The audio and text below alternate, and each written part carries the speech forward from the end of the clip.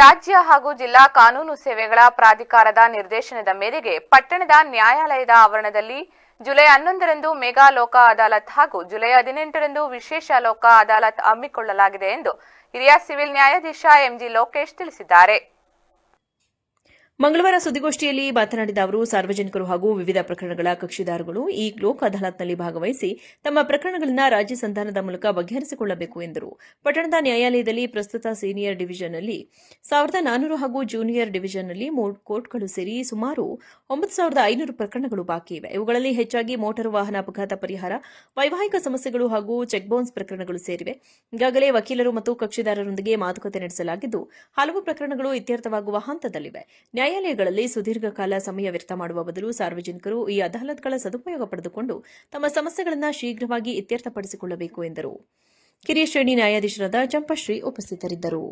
ಎಲ್ಲರಿಗೂ ನಮಸ್ಕಾರಗಳು.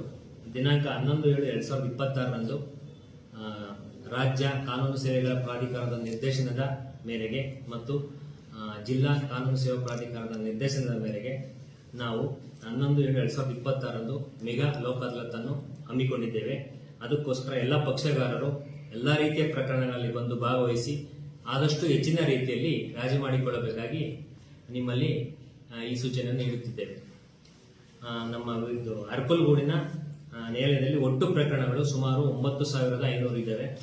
ಅದರಲ್ಲಿ ಜಾಸ್ತಿ MEC ಕೇಸಸ್ಸು ಮತ್ತು ಮೆಟ್ರಿಮೋನಿಯಲ್ ಕೇಸಸ್ಸು ಮತ್ತು ಚೆಕ್ ಬೌನ್ಸ್ ಕೇಸಸ್ಸು ಇದ್ದಾವೆ.